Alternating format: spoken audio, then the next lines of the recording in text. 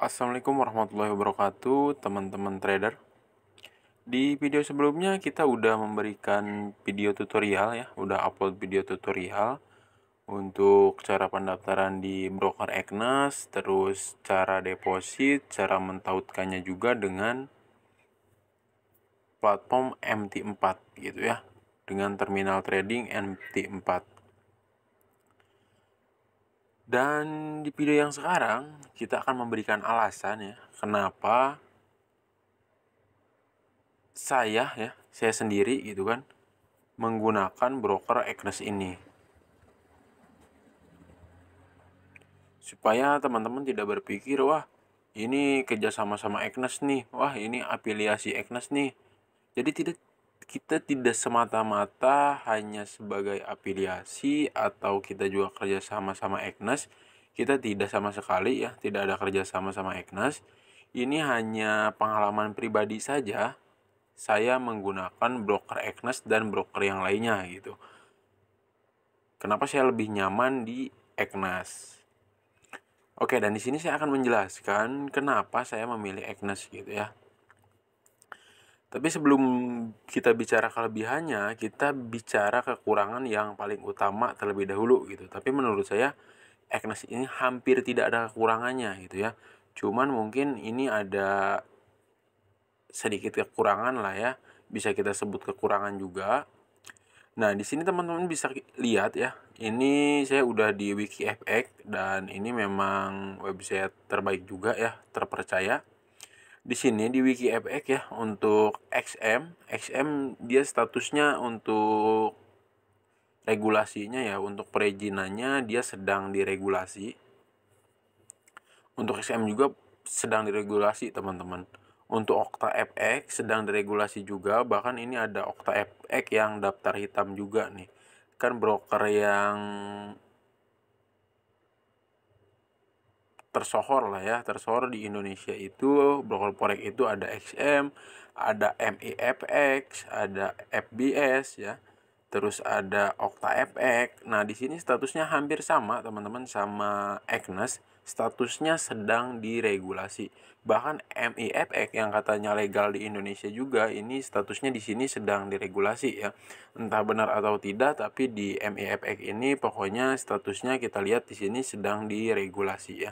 Untuk XM, MIFX, FBS banyak keluhan. FBS emang legal ya di Indonesia, tapi di sini tertera keterangannya bahwa di FBS itu banyak sekali keluhan-keluhan yang muncul dari klien-kliennya gitu ya.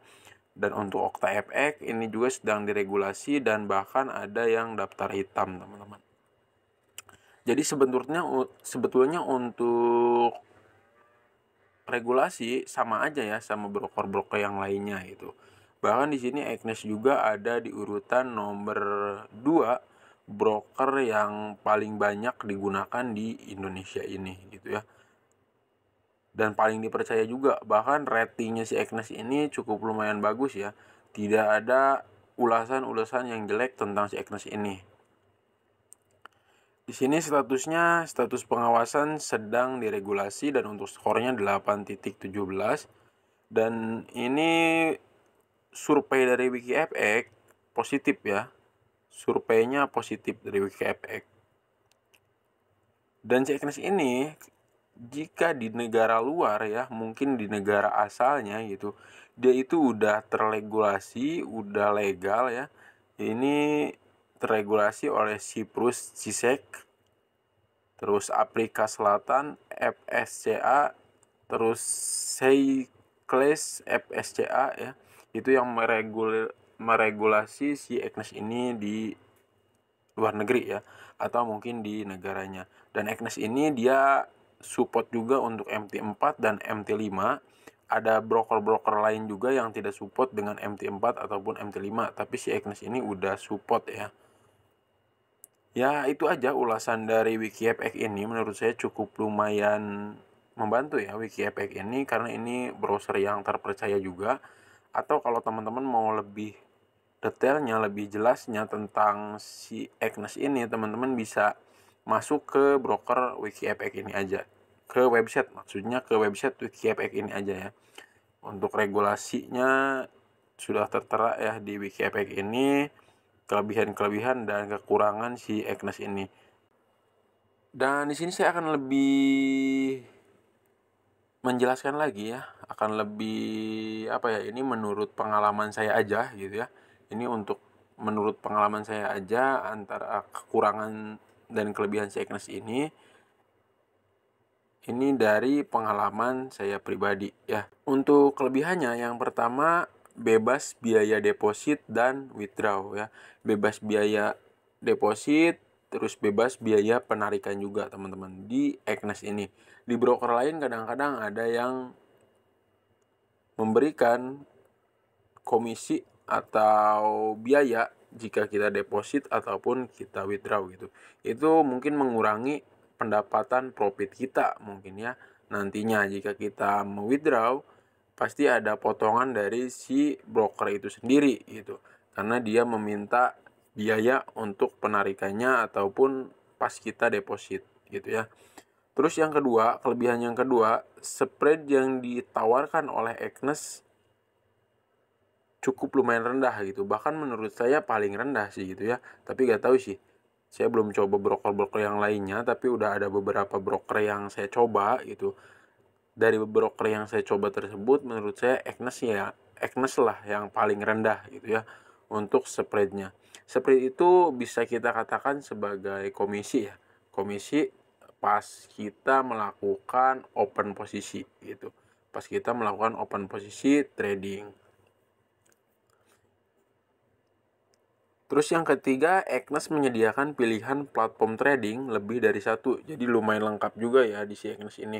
Terus teman-teman juga bisa menggunakan indikator yang cukup sangat lumayan lengkap juga ya untuk membantu teman-teman trading di Agnes ini gitu. Kalau teman-teman trading di langsung di broker Agnesnya gitu ya. Terus yang keempat, leverage sampai tanpa batas teman-teman. Leverage si Agnes ini bisa sampai tanpa batas ya. Bisa 1:2000, 1:200, bahkan tanpa batas ya. Jadi walaupun teman-teman dengan modal kecil, tapi teman-teman bisa profit lebih besar gitu ya. Sangat jauh lebih besar dari modal teman-teman. Tapi ya resikonya juga mungkin lebih besar lagi. Intinya seperti itulah ya. Untuk teman-teman yang belum tahu apa itu spread, apa itu leverage, teman-teman bisa searching aja ya. Lebih lengkapnya teman-teman bisa searching aja di Google ya. Terus kelebihan yang kelima, Agnes ini memiliki rating tertinggi di antara broker yang lainnya ya. Seperti XM, MEFX, FX, si Agnes ini memiliki rating ulasan yang bagus gitu, ulasan tertinggi di broker-broker yang lainnya, dari broker-broker yang lainnya. Bisa teman-teman cek lah ya, teman-teman searching ulasan-ulasan yang diberikan oleh klien si Agnes ini memang bagus-bagus ya. Karena memang si Agnes ini dari segi transaksi cukup lumayan cepat gitu.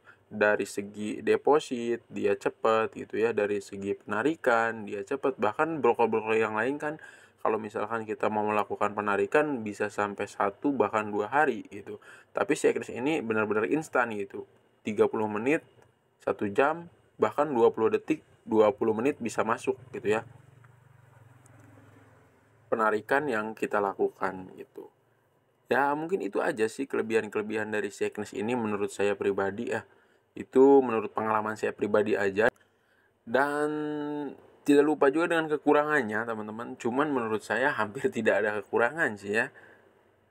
Mungkin ada beberapa, tapi menurut saya udah lumayan cukup lah ya dengan kelebihannya gitu. Kekurangan yang pertama dari si Agnes ini yaitu statusnya masih ilegal.